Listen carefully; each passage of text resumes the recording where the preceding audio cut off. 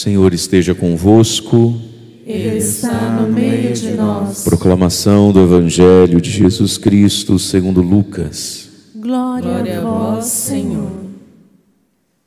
Naquele tempo disse Jesus aos seus discípulos: Sede misericordiosos, como também o vosso Pai é misericordioso. Não julgueis e não sereis julgados. Não condeneis e não sereis condenados. Perdoai e sereis perdoados. Dai e vos será dado. Uma boa medida, calcada, sacudida, transbordante, será colocada no vosso colo. Porque com a mesma medida com que medirdes os outros, vós também sereis medidos.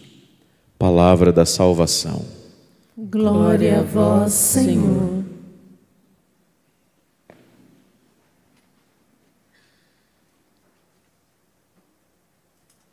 Irmãos e irmãs, o Evangelho de hoje que nós escutamos, Jesus nos dá um imperativo, nos dá uma ordem.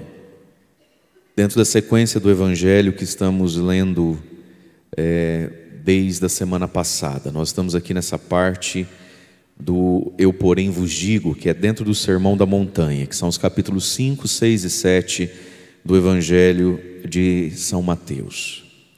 E toda a perspectiva do Sermão da Montanha, desses 3 capítulos, que começa lá no Bem-aventurados os, e vai seguindo com tudo que a gente tem escutado ao longo da semana passada, com todas essas exigências e convites, que Jesus mesmo vai terminar dizendo aquilo que a gente começa a pensar ao ouvi-lo. A porta então é estreita. Jesus vai dizer que tudo isso é porque Deus é assim. Portanto, a obediência à palavra de Deus tem por finalidade e fruto nos transformar de dentro para fora e nos assemelhar a Ele. Então, a obediência à palavra, esses imperativos que Jesus dá, imperativo é ordem, sede misericordiosos, sejam. Essas ordens que Jesus diz, não julgueis, perdoai, dai. Enfim, essas ordens de Jesus que são, e a gente as experimenta no primeiro momento da nossa caminhada, como uma porta estreita de passar, onde eu preciso me afinar, eu preciso emagrecer para conseguir passar, Nós precisamos entender que isso não é um joguinho de troca, não é algo que eu faço para pegar lá o diploma e depois abandono aquilo, porque aquilo nunca teve nada a ver comigo. Às vezes essa é uma dificuldade que muita gente tem, todos nós tivemos, em algumas matérias da escola ou da faculdade. Quer dizer, você olha para aquilo e você decora aquilo, mas aquilo não muda você em nada. Não é esse o drama da gente? O que eu quero saber, gente? Que X e Y, por que colocaram letra no meio dos números? O que isso muda na minha vida? Não é assim? Para que eu quero saber que H2O no ponto da fusão, se você jogar o bocado, dá iogurte? Eu quero comprar iogurte, quero saber que faz iogurte, vou fazer iogurte. Então muita coisa na vida a gente aprendeu, e tudo isso tem sua razão de ser, mas hoje eu sou padre, o que eu quero saber da química?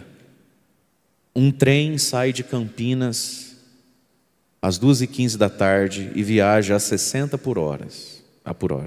Outro trem sobe de Curitiba e ele vem a 40. Qual é o ponto de encontro? Eu não trabalho na rodoviária, lá no terminal, eu não sei. E aí você vai atrás de aprender aquilo, com cara amarrada, com cara de nojo. E tudo que a gente faz com má vontade não faz direito, nem aprende direito. O problema é trazer isso para a fé. O problema é a gente olhar para tudo que a igreja pede de nós, como a quaresma, as mortificações, as penitências. A gente olhar para o próprio Evangelho e achar que isso aqui é uma aula de física, uma aula de química, de literatura. Eu não sei qual era a matéria que você tinha dificuldade. Para os professores que nos assistem, nenhum ficar ofendido. Vamos falar todas as matérias. Não sei se você tinha dificuldade com geografia, com história, com português, com ciência, com matemática, com inglês, com espanhol, com o que mais tem? Educação artística, educação física, matemática, português, e se eu esqueci de alguma, não precisa dar chilique no comentário. Então veja, às vezes a gente olha para Jesus assim, É algo que eu tenho que decorar, que eu tenho que fazer para passar de ano e me livrar daquilo. Então muita coisa na escola a gente estudou, na faculdade a gente aprendeu, para quê? Para se livrar daquilo. E a fé não é assim. Então os preceitos de Deus não é para a gente cumprir, passar de ano e se livrar daquilo. A gente cumpre, passa de ano e a gente não se livra daquilo. Aquilo nos livra de nós mesmos. E aquilo nos altera, nos molda, nos refaz, nos reconstrói a imagem e semelhança de Deus. Portanto, a gente poderia dizer, com muitas aspas na palavra, que o Evangelho de Jesus e a palavra de Deus como um todo, ela é um grande caminho, muitas aspas na palavra, de mutação. Como a gente já viu lá a larva dentro do casulo, do bicho da seda, até que vira borboleta. É isso que o Evangelho vai fazendo em nós. Essa mutação, que a gente chama de conversão, de santificação. A ponto de dizer, como o apóstolo Paulo dizia, já não sou eu que vivo, é Cristo que vive em mim. Nós vamos mudando, e vamos mudando para algo melhor. Então Jesus vem nos dizendo, vocês escutaram o que foi dito, eu porém vos digo. E aqui nós temos então o trecho da sequência da quinta-feira, sexta-feira, sábado. Aí a gente sempre pula os domingos. Os evangelhos de todo domingo do ano é sempre um evangelho mais famoso, né? Mais pontual, porque é a Páscoa semanal de todos nós. E aí na segunda-feira a gente sempre volta para a sequência da leitura do evangelho, página por página, ou da sequência de temas que precisam se amarrar no evangelho. Então o tema de hoje, né? A misericórdia. Sejam misericordiosos, como também o vosso Pai é misericordioso. A palavra misericórdia significa um coração que tem espaço para a miséria do outro. Isso é ser misericordioso. Portanto, a misericórdia é uma compaixão, a misericórdia ela é uma dó. Já sentiu dó de alguém? Dó de algo? A misericórdia é uma dó para com quem não merece. A misericórdia é uma dó não para só em relação a uma tragédia, um sofrimento muito dolorido da pessoa, mas o contexto aqui está girando em torno do pecado, porque daí Jesus vai falar, não julgue, não condene. Portanto, a misericórdia é ter dó, uma dor no coração, em relação a um miserável. Então, a gente consegue ter dó do justo que sofre. Por exemplo, o Jó. Que dó que dá daquele homem, gente. Porque ele sofre e nenhum dos sofrimentos de Jó a gente consegue falar assim, mas também merece, né? Você não pode falar isso de Jó. Vai dar uma dó do Jó. Ele não merece. Quantas pessoas estão sofrendo? Você fala, gente, mas ela não merece passar isso. Ele não merecia estar nessa situação. Que dó que dá. Mas tem gente que você olha e fala o quê? Acha é pouco. Acha é pouco. Está sofrendo, é sofrido, mas não é o Jó. Mas não é santo coisa nenhuma. Fez por merecer. Na vida é assim, plantou, colheu. Aí Jesus está dizendo, sejam misericordiosos. Portanto, ter um coração onde cabe a miséria do outro. A miséria que eu assisto, que eu vejo. E aí então o outro não está precisando da minha língua, nem da minha fofoca, porque a punição dele já é ser miserável. Meus irmãos, não pensemos que quem é miserável não sofre. Às vezes a gente vê muita gente que é miserável. Miserável. Não pensemos nós que essas pessoas não sofrem por si só. Você já imaginou você ser uma pessoa dominada por alguma miséria? A gente sente raiva, né? O humano em nós grita. Sabe, o purgatório, né? O castigo do miserável é a miséria que é dele já. Você imaginou você ser daquele jeito? Imaginou você ser tomado por aquela miséria lá? Mas Jesus também está falando de uma miséria, então por isso, cala-te boca. Mas Jesus também está falando de uma miséria que, sendo miséria do outro, me toca. Porque às vezes a miséria do outro virou contra mim, né? Ele mirou em mim, acertou em mim, e a miséria dele não é minha, está vindo contra mim. E aqui, queridos, quanto antes o nosso coração se alargar, melhor para nós. O coração, quando ele é muito estreito, e muitas pessoas têm uma compreensão muito estreita, tacanha, por que não dizer infantil, da vida, do ser humano. E é por isso que talvez você se fere tanto, e é por isso que talvez te firam tanto, e é talvez por isso que tu te fere. Porque é uma miséria que vem até mim e o meu coração ele é estreitinho. Como é que termina o Evangelho? Jesus está dizendo: dai e vos será dado. O que é para dar? O perdão, o não julgamento e a misericórdia. Dê. E aí Jesus diz: Deus quer dar a você, a mim, a nós, uma boa medida, calcada. Já viu esse gesto, né? De colocar trigo, farinha, aí você vai lá e chacoalha, aí você vai lá e soca, aí cria aquele espaço desse tamanho. Você achou que estava cheio, não estava nem 70%. Bate em cima, chacoalha, cabe muito mais agora ali dentro. Jesus está dizendo: Deus quer dar, através dele mesmo e da vida, uma boa medida para você, calcada, sacudida, transbordante, vai ser colocada no teu colo. Presta atenção aqui, porque com a mesma medida com que você medir os outros, os fatos e a vida, é essa medida que você vai ser medido. Só que quando Jesus fala medida, o que a gente pensa na hora? Uma régua, uma distância, centímetros, metro, medida. Acontece que no tempo de Jesus, a palavra medida também tinha muito a ver com a medida quilo, com a medida litro. Mas dentro do contexto aqui que ele está falando de sacudir e socar, é a imagem do trigo. Então, a medida que Jesus está querendo dizer é o seguinte: é a medida que mede o quilo, é o pote que a gente tem para guardar em casa o café, o açúcar, as coisas.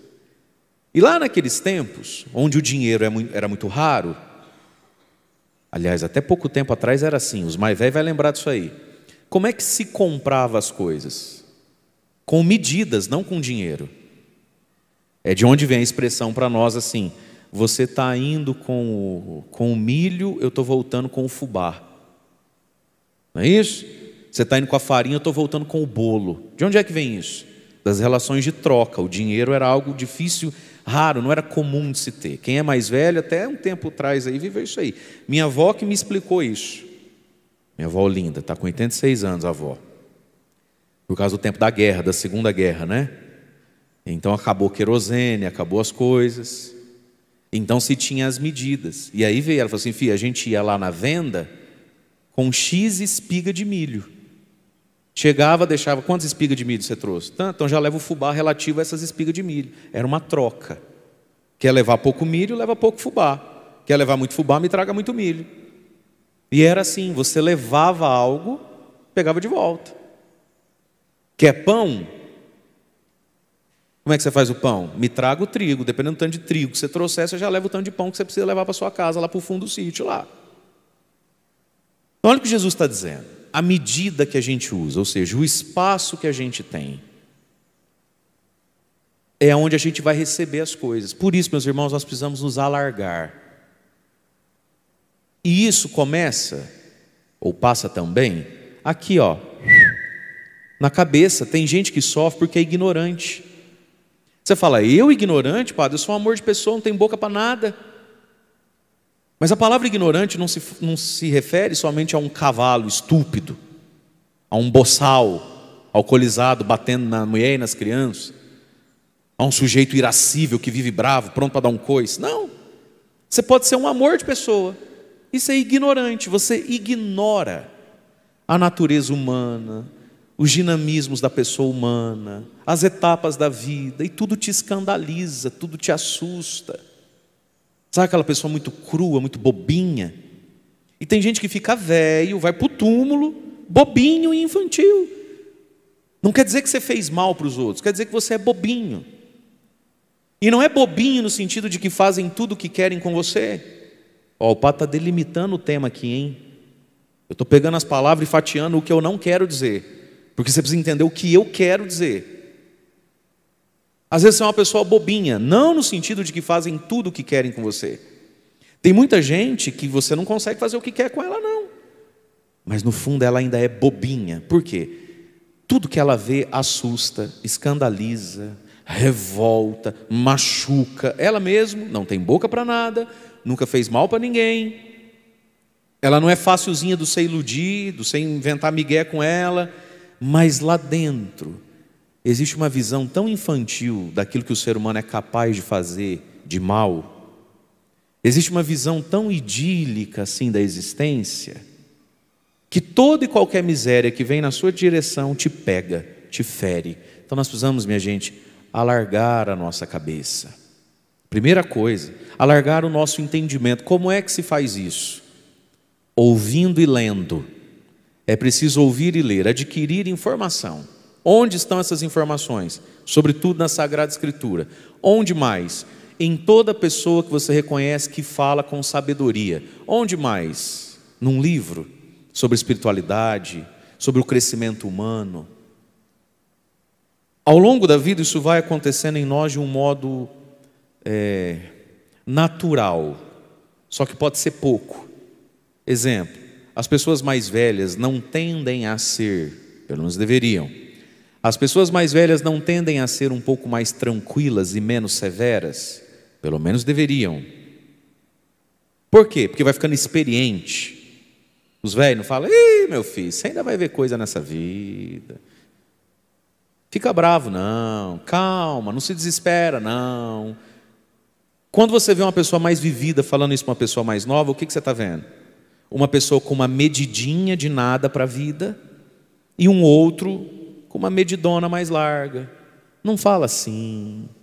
Numa dessa ele não fez por mal, calma. Que ele fez de mal que? Não é assim que fala dos outros, meu filho. Assim você vai perder o emprego, vai pegar. Não faça assim. Você está diante de um idiota? Não, você está diante de alguém que tem uma medida mais larga para a vida. Entende isso? Você acredita, mãe? Tudo é eu lá agora no trabalho. Tudo é eu, meu horário é 5, às 5h15 É o sujeito da medida larga, da medida curta, né? A medidinha dele é isso aqui, ó. Eu saio às 5, 4h59, nem meu anjo da guarda me encontra. Aí fala assim: meu filho, não é assim. Dê o horário, vai lá, pergunta se precisa de mais alguma coisa. E se precisar, faz sorrindo. Que amanhã ou depois aparece uma vaga para ganhar mais e não trabalhar de sábado de manhã. Para quem você acha que vai a vaga, meu bebê? Mãe, você está achando que eu sou trouxa para os outros montarem em mim? Não é montar em você, bebê. Aumenta a tua medida. Leva uma medida maior. Quem sabe volta uma medida maior. Pessoas mais vividas. Pessoas mais alargadas. Na cabeça, em primeiro lugar. À medida em que a cabeça alarga, pode ser que, geralmente sim, alarga o quê? O coração, o afeto. Isso aqui, ó, o peito da gente. Sente menos raiva. Quando sente, logo passa, mas com mais velocidade, sente mais caridade, paciência, flexibilidade. É a medida que você me traz, é a medida que você vai levar. Então vamos voltar no início do Evangelho. Sejam misericordiosos, como também o Pai é misericordioso. E Jesus já explicou tudo isso. Faz chover, faz nascer sol, aquela coisa toda. O Salmo já nos falou aqui no refrão: o Senhor não nos trata como exigem as nossas faltas. A medida de Deus para nós é uma medida larga, né? Deus é uma caçamba enorme para receber os nossos entulhos. Sejam misericordiosos. E existe uma dimensão da misericórdia que está na primeira leitura do profeta Daniel. Nós ouvimos hoje aqui Daniel capítulo 9, versículos de 4 a 10. E nós vemos Daniel, que era um cara gente boa pra caramba, era um rapaz extraordinário, e depois se tornou um senhor de idade extraordinário, um homem extremamente virtuoso, rezando assim, versículo 4b, né? A segunda metade do versículo 4 aí. Eu te suplico, Senhor, Deus grande e terrível, que preservas a aliança e a benevolência aos que te amam e cumprem os teus mandamentos. Versículo 5. Nós temos pecado. Nós quem? E nós temos um trecho de uma oração de intercessão de Daniel, que é maior do que está proclamado aqui hoje, e o restante não vai ser proclamado amanhã, porque amanhã já é Isaías, é outro assunto. Uma oração de Daniel, de pedido de perdão, de um monte de coisa que ele não fazia. Nós temos pecado, menos o Daniel.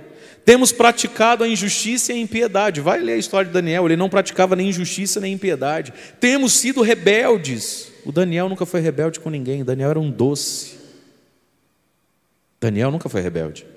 Afastando-nos, nos afastando, dos teus mandamentos, mas o Daniel nunca se afastou dos mandamentos. De jeito nenhum. Não temos prestado ouvidos aos teus servos, os profetas, que em teu nome nos falam. Mas Daniel dava ouvido aos profetas. O que o Daniel está fazendo nessa oração, gente? Daniel está sendo misericordioso. Ele olhava para todo mundo que tinha pecado, praticava injustiça e impiedade, para todo mundo que era rebelde, para todo mundo que tinha se afastado dos mandamentos da lei de Deus, para todos os que não prestavam ouvidos aos servos, aos profetas de Deus, e ele pediu misericórdia na condição, não de um juiz, né? Mas ele pediu misericórdia na condição de um irmão. Daniel era parte de um povo muito difícil. Daniel era parte de um povo que fazia tudo isso aqui. Daniel era a parte pequena que se salvava disso tudo, mas ele usou de misericórdia. Uma das expressões da misericórdia é a intercessão. Só que para interceder, de algum modo a gente tem que se sentir parte ou vinculado. Uma tendência nossa é qual? Cada um que se vire.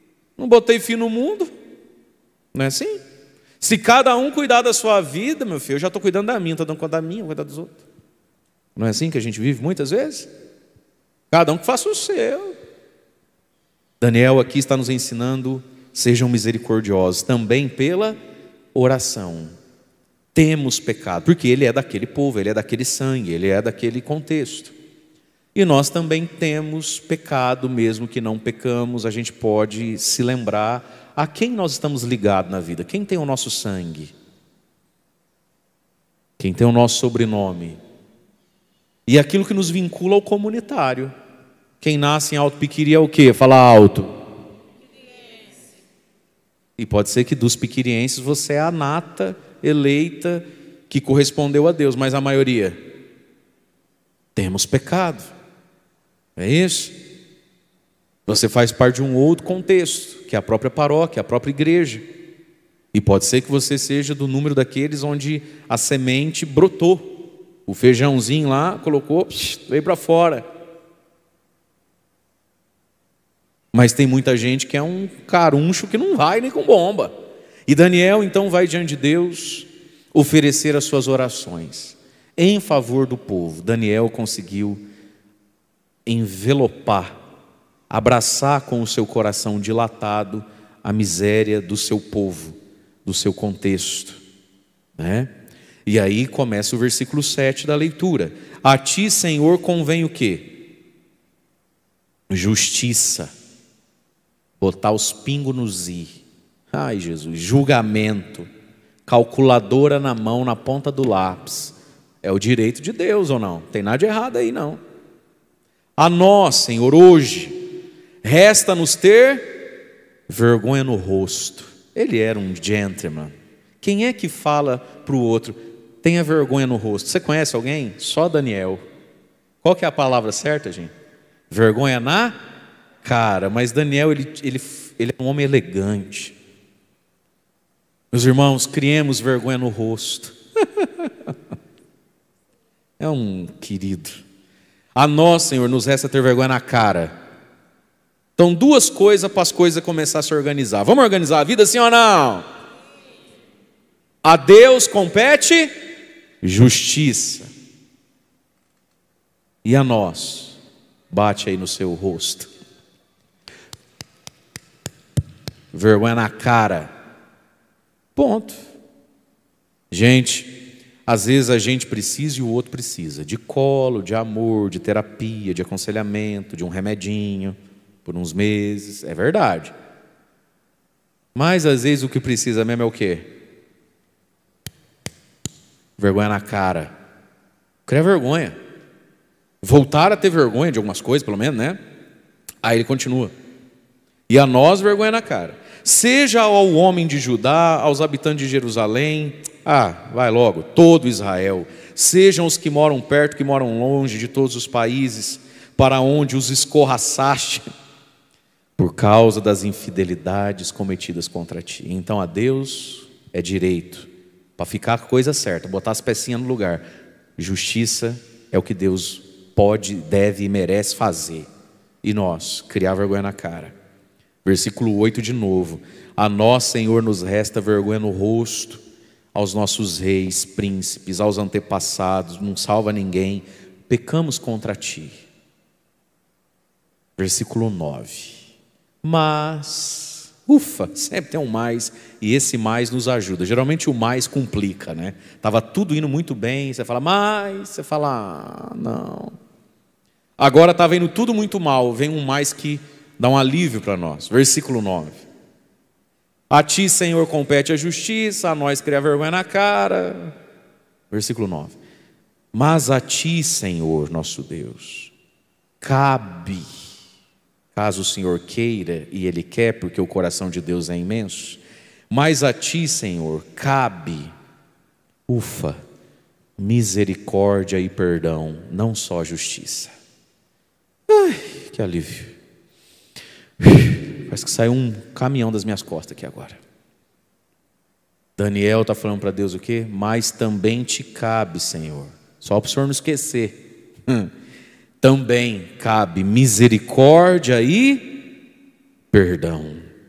Porque nós temos nos rebelado e pecado contra ti, não ouvimos a tua voz, que o Senhor nos indicou no caminho da sua lei, que nos propôs mediante seus servos e profetas. Pequeno parênteses, no fundo, qual é o grande pecado aqui, gente, de novo e sempre?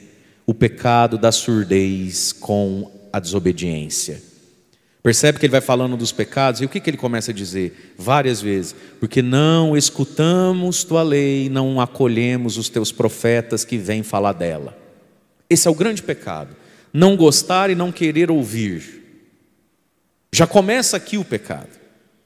Ser muito ferido diante da palavra de Deus, muito escandalizadinho diante da palavra de Deus, ser muita má vontade diante da palavra de Deus.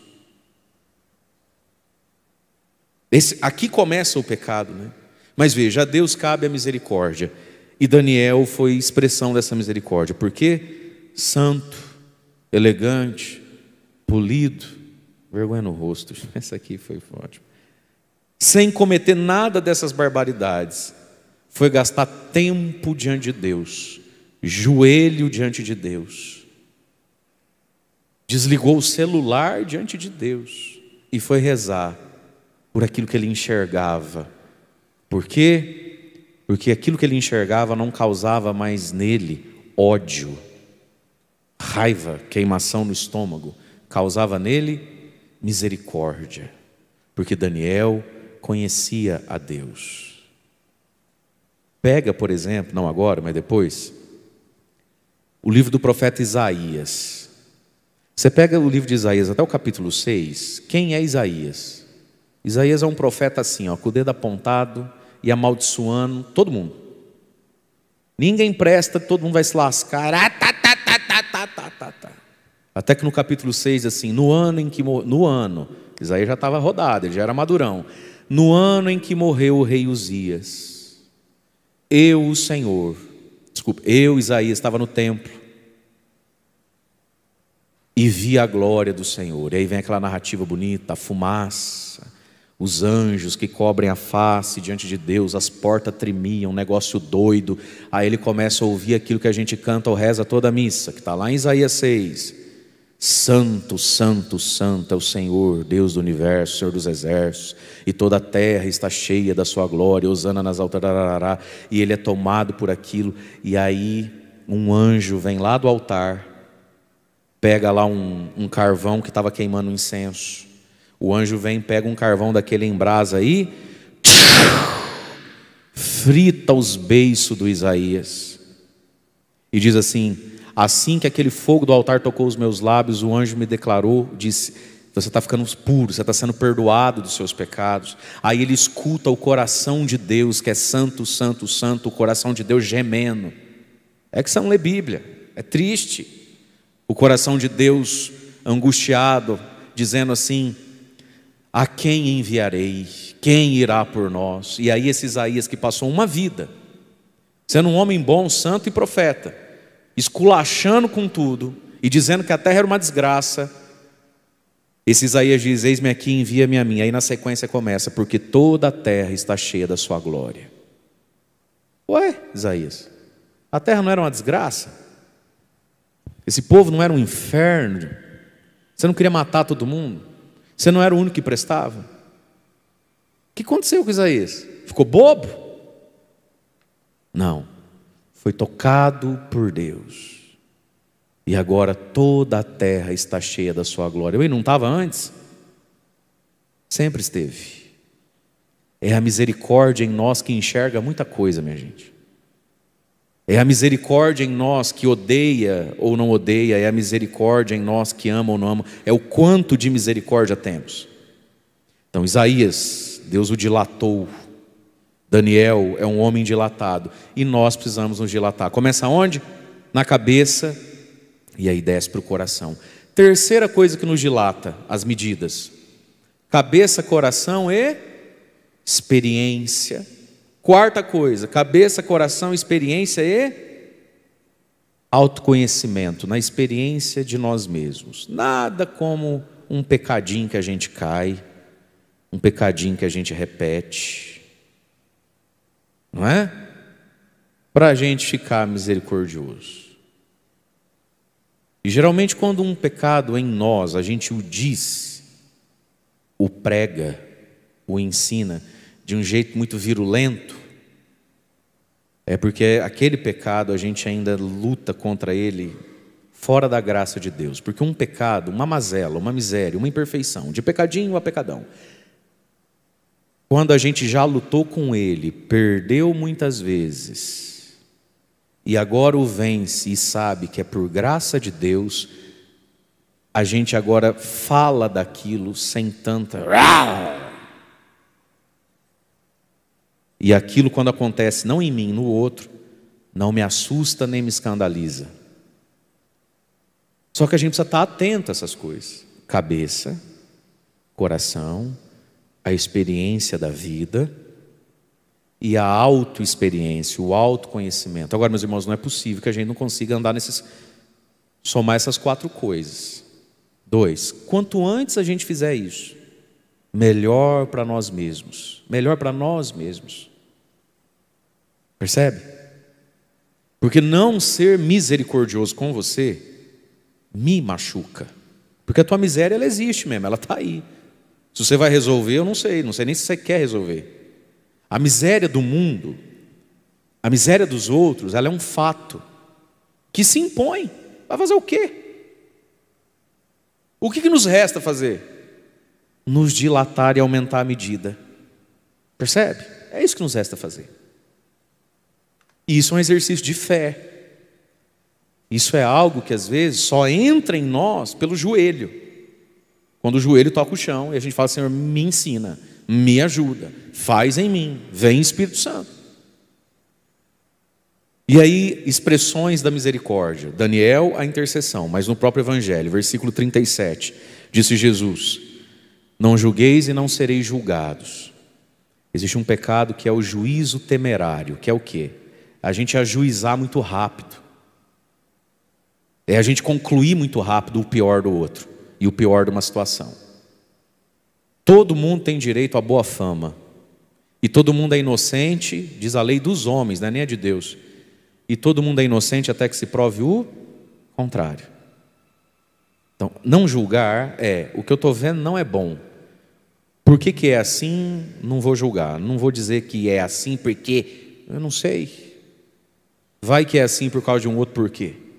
Não julgueis. Devagar com andor, que o santo é de barro, né? Não julgueis, não sereis julgados. Não condeneis, não sereis condenados. A condenação pertence a Deus, e Deus vai condenar muita gente. Mas eu não sou Deus, né? Não condenar. E gente, esse não condenar Não significa que o nosso coração não é capaz de avaliar e concluir: é bom eu não ficar perto dela, não, ela não dá para confiar nela. Que língua é essa, gente?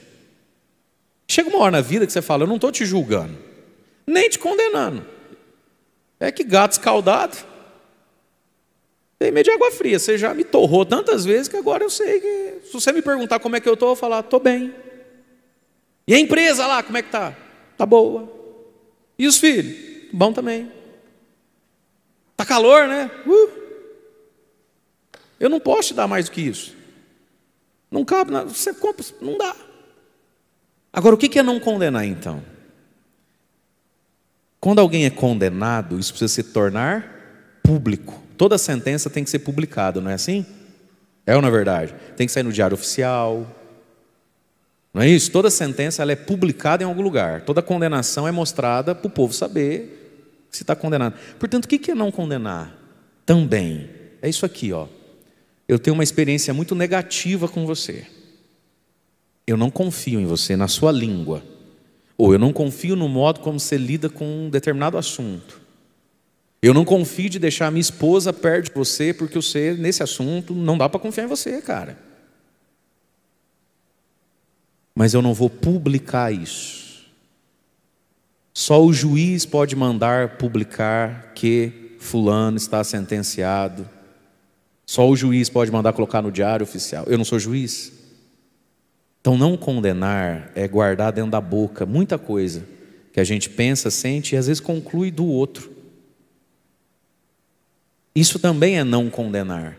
É não tornar público o que eu concluí de você. Porque às vezes o que eu concluí de você é feio, é triste, desabona. Mas eu não sou o juiz para pôr no edital, no mural. É um pensamento que eu tenho sobre você. Ninguém vai ter no que depender de mim, a menos que você faça com os outros o que faz comigo. Mas se alguém vai concluir algo muito ruim sobre você, vai ser por experiência própria e não porque eu não me caibo em mim e preciso sair. Tá sabendo, amiga? Nossa, olha, aquela lá. Também tem tudo, ganhou tudo da vida. Pessoas assim realmente. Não condeneis, não sereis condenados. Agora vem o lado positivo, né? Perdoai e sereis perdoados. E aí Jesus vai aplicar tudo isso. Uma boa medida Deus tem guardada. Ela é uma boa medida. Ela é calcada, ela é sacudida, ela é transbordante. E ela vai ser posta no colo. Ela é tão grande que sozinho você não carrega. Para você ter em contato com ela, você precisa se sentar e pegar assim, ó. Tão grande que ela é. Só que Deus enche o que eu abro, né? Deus preenche o meu tamanho. Então, gente, se a gente passar nessa vida do tamanho daquele copinho de café, sabe aquele copinho de café assim? Que tem em alguns lugares, que a gente vai lá, toma 2 dedinhos de café enquanto espera. É isso que Deus vai encher em mim. Coisa desse tamanho. Mas se eu for do tamanho de um balde, de uma caixa d'água, esse é o tamanho que Deus pode preencher em mim. Então, meus queridos, peçamos ao Senhor que alargue as nossas medidas, né? E por que tudo isso? Porque nosso Pai é assim. Esse é o caminho da verdadeira felicidade, da verdadeira cura interior, da verdadeira liberdade interior. Ser como Deus é e desejar com muito coração, com muita vontade, ser como Deus é. Às vezes a gente se apega nas nossas justificativas. Todo mundo tem motivo para julgar, para condenar e não perdoar. Todos nós temos motivo para não usar de misericórdia, quando muito só ter dó de quem é bonzinho. Todos nós temos motivo. Você já reparou que todo mundo que não perdoa é um excelente argumentador? Pega uma pessoa que não perdoa a outra. Você está diante de um filósofo. O sujeito tem assim discurso e munição por uma tarde toda. É impressionante. Todos nós temos motivos para nos agarrar e não viver esse evangelho aqui. Mas aí lá dentro de nós, esse afeto filial para com o Pai e esse temor de Deus nos faz dizer para esse mundo de argumento que eu tenho: mas Deus não é assim. Deus não é assim. Aí o que faz com isso agora? Mas é que... Mas Deus não é assim. Felizes de nós, meus irmãos, que temos a fé. É o melhor remédio da vida. É o melhor remédio da vida. É a gota milagrosa da vida. É a cápsula do milagre. Mas Deus não é assim. E eu quero ser como Deus. E não como esse meu mundo de verdades. Que são mentira.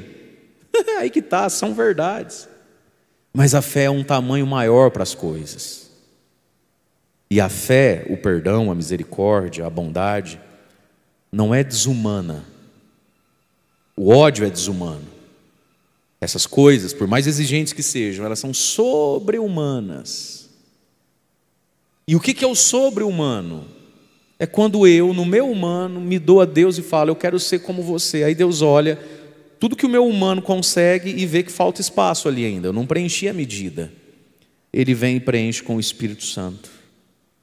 E aí a gente passa a conviver dentro de nós mesmos, com todo o nosso lado humano, agora santificado, limpo, né? Sem os pulsos das feridas que a gente carrega. E no espaço que sobra ainda tem o divino em nós. Isso é a santidade. Quando a gente olha para um santo, o que a gente está vendo?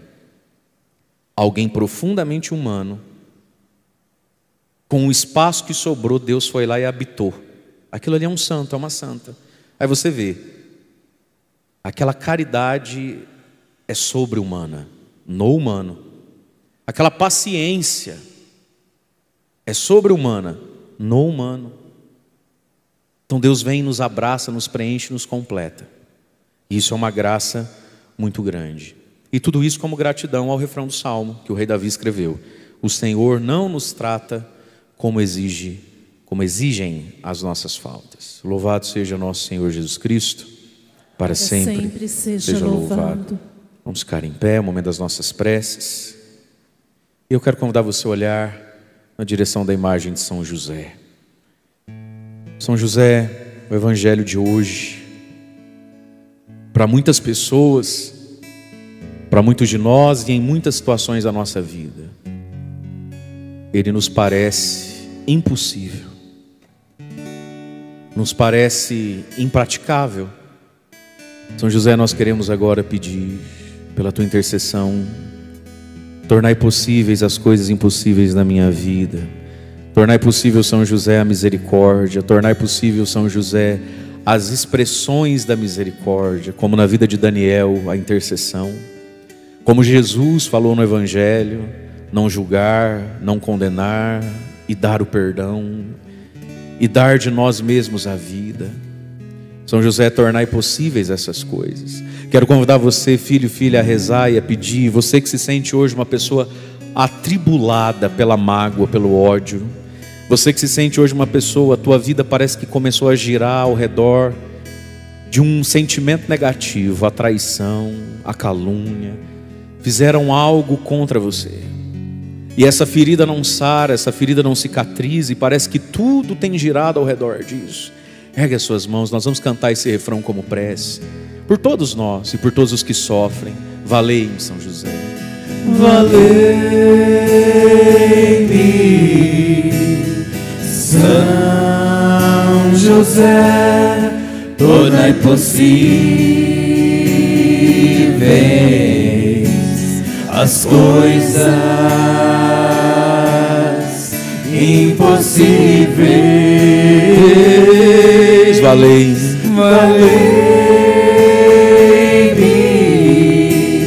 São José, tornai possíveis as coisas impossíveis. Valei-me, São José. Valei-me, São José. Glorioso São José, levai ao coração misericordioso de Jesus as nossas preces. Ele que vive e reina com o Pai, na unidade do Espírito Santo. Amém.